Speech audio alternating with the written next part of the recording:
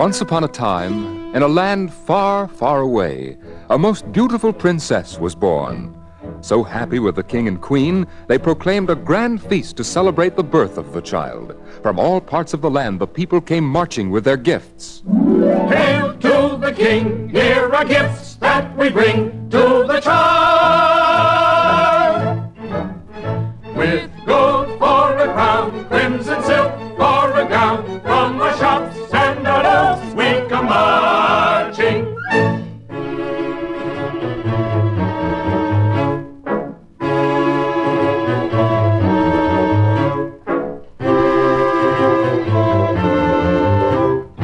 Hail to the king, here are gifts that we bring to the child. With wool from a sheep and the wheat that we reap, now the shepherds and farmers come marching. At that time, there were still fairies in the land, and the king and queen wanted to invite them too. But at the last minute, the cook came running to the king. Oh, Your Majesty, we can't invite all the fairies to the feast. Why not, may I ask? The fairies have always been good friends to my people. But there are 13 fairies, and we have only 12 tiny golden dishes from which the fairies can eat. Only 12 dishes, eh? Well then, we will invite 12 of the fairies. And the 12 fairies came, and while the people of the land marched and feasted in the great hall of the palace, the fairies ate from the 12 tiny golden dishes. Then they came to where the princess slept in her cradle to give their fairy gifts. "I give her the gift of sweet sleep," whispered a fairy of gold, and softly she sang over the sleeping princess. Sleep, my child, and sweetly in your slumber. Dream, my child, until the night is done, till the dawn's in the sky, and the golden sun is shining, and the birds passing by stop to wake a princess with their singing.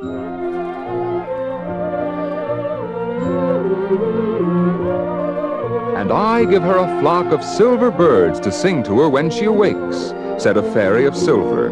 She waved her wand, and a flock of silver birds flew into the room singing.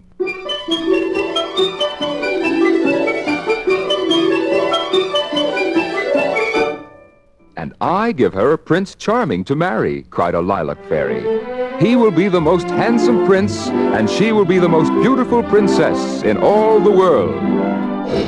But even as she spoke, there was a great shout. The air grew dark throughout the palace, and the 13th fairy, whom the king had not invited, appeared suddenly before them. I am Catabute, and I am very angry because I was not invited to this feast. But now I have come, and here is my gift for the princess. When she is 16, the spindle of a spinning wheel shall prick her hand, and she will fall asleep for 100 years. With these words, she vanished.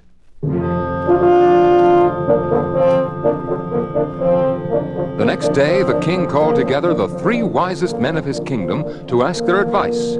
"How can we prevent the princess from pricking her hand?" said the king. "Yes, indeed," said the 3 wise men. "Let us think about it." And the first wise man thought about it.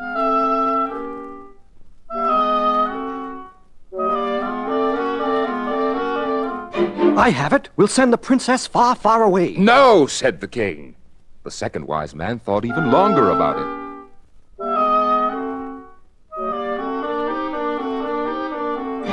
"I have it. We'll watch the princess night and day." "No," said the king. The third wise man thought longest of all about it.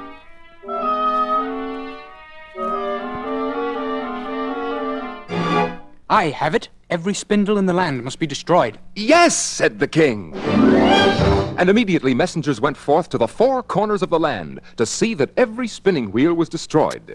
The king's order was obeyed, and the sound of spinning was heard no more. Well, the years went by, and the baby grew up to be a most beautiful princess. Every year for her birthday, the king and queen made her a ball. But of course, on the princess's 16th birthday, they remembered Catabute's evil wish. today is the day when Catabute said our daughter would fall asleep for 100 years. Have no fear, my queen. For 16 years there has been no spindle or spinning wheel in the land. Let the ball go on, for no harm can come to our princess. And the ball went on, and the friends of the princess danced and sang together. If you'll be my partner, then sing 1, 2, 3 and come dancing with me. Hear bells ringing to our singing as everyone counts 1, 2, 3. As the guests danced and sang, the princess wandered away by herself down an old path in the palace garden. At the end of the path, she came to a door in a tower she had never seen before. She opened the door and began to climb the winding stairs. Nearer and nearer as she climbed came the sound of a spinning wheel. At last she came to a room at the top of the tower. There sat Catabute, singing and spinning. Spin it so, round and round, heel and toe. Spin it so, round and round, now you go. Faster, faster, faster, faster, like a spinning wheel around. Faster, faster, faster, faster, till you tumble to the ground. Faster and faster whirled the spinning wheel, and closer came the princess. At last she touched the whirling point of the spindle. It pricked her hand, and she fell to the ground. But the good fairies still watched over her. Oh, what can we do, the fairies wondered, now that Catabute's wish has come true? Well, her wish has come true, answered the Lilac Fairy, and the princess must sleep just as she is for 100 years. But remember, my own fairy wish must come true, too. Let all the princess's friends fall asleep by her side, and the 100 years will pass like a dream. And then Prince Charming will come to awaken the princess. The moon rises soft in the sky, and the shadows are falling. From the darkening wood comes the cry, where the night owl is calling. While the night passes by, we will keep very watch over you as you sleep.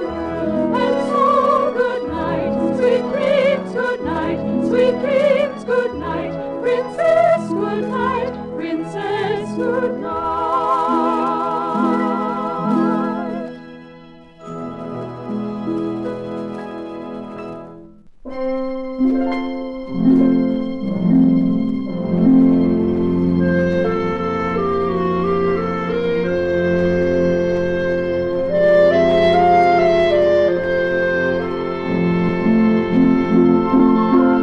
And so the princess fell asleep for 100 years, and the good fairies put everyone else in the palace to sleep as well.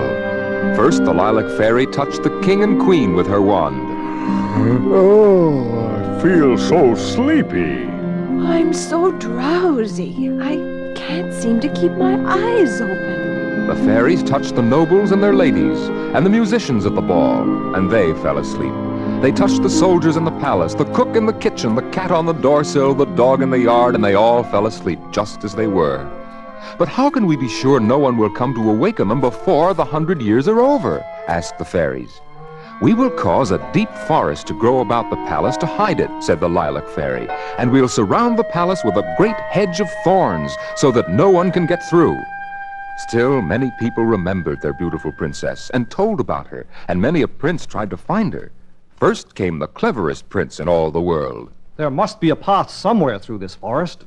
If there is, then with my cleverness, I'll surely find it. Though the forest may be deep, I know I will surely find the way to go. But the good fairies guarding the sleeping princess answered him, and it seemed like the echo of his own voice. This way, Which way? this way, start all over this way. Which way may the right way be? Which way? This way, Which way? you'll discover Which way? someday if you follow me. Hide and seek is still the game I play, yet I know I'll surely find the way. And on went the prince, following the fairy voices, until the night came, and he fell asleep in the enchanted forest. The next prince was the jolliest prince in all the world. As for a great prince not being able to get through a forest, That is the funniest thing I ever heard. Ha ha ha ha, it's so silly. Ha ha ha ha, willy-nilly. Though she's in the fairies' keeping, I will find her where she's sleeping. And on went the laughing prince. But the good fairies brushed leaves and branches against him. They tickled, and he laughed louder and louder and couldn't stop. Briars prickle, branches tickle, ever in the fairies' keeping. Let the princess go on sleeping. And he would have turned around and gone back if he could, but tired at last of laughter, he fell asleep. The third prince was the bravest prince in all the world. He was out hunting with his men when he heard of the Sleeping Beauty.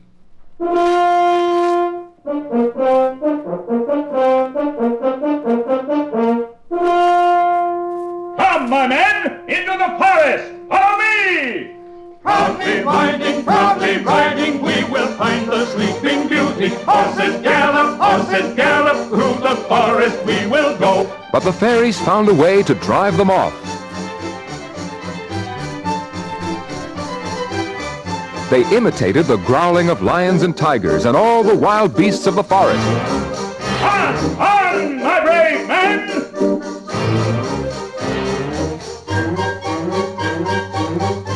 But the horses were frightened and ran away, faster and faster, until at last the prince slipped from his horse, and he too fell asleep.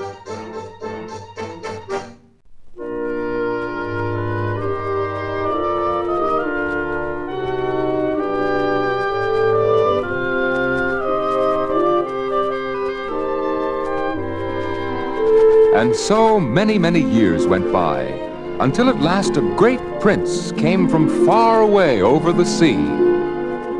I have heard of a Sleeping Beauty, he said to everyone he met. Can you tell me where to find her? One day he met an old man at the edge of a forest. Have you ever heard of the Sleeping Beauty? Asked the prince. Yes, I have heard of her. It was a story my grandfather told me. Deep, deep in this forest she lies asleep. Will you take me to find her? Oh, not I, my prince. Many have gone into this forest to find the Sleeping Beauty, and none have returned. Then I will go alone to seek her. Into the forest went the prince, and followed the path on and on. At last he came to the palace. And here is the garden, he whispered, and here is the door in the tower. He went up the winding stairs and came to the room where the princess lay sleeping. So beautiful was she, he leaned over and kissed her. Awake, my princess. The princess awoke. The magic spell was over. And now everyone in the palace awoke, as though they had fallen asleep only a moment before. The king awoke on his throne, and the queen beside him. I've had such a pleasant nap. Think of my falling asleep during the princess's birthday ball. Throughout the palace there was sudden hurry and bustle. The dog awoke in the palace courtyard, the cat on the doorsill, the cook in the kitchen. The soldiers awoke in the palace, the musicians awoke and went on playing, and the friends of the princess awoke dancing and singing, just as when they had fallen asleep.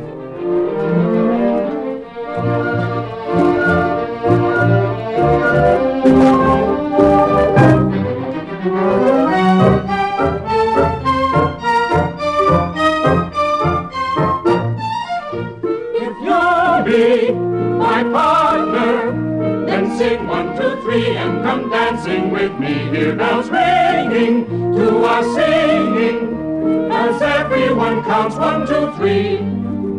Now each choose a partner, then sing 1, 2, 3 and come dance one and all. Hear bells ringing to our singing, as everyone joins in the dance at the ball.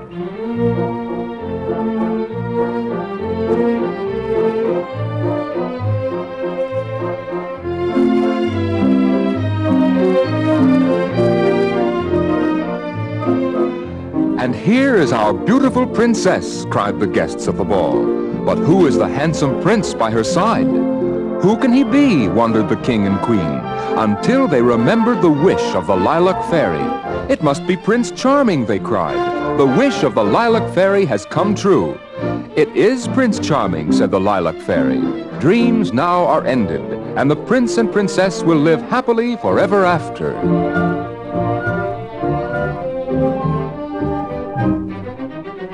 Dreams now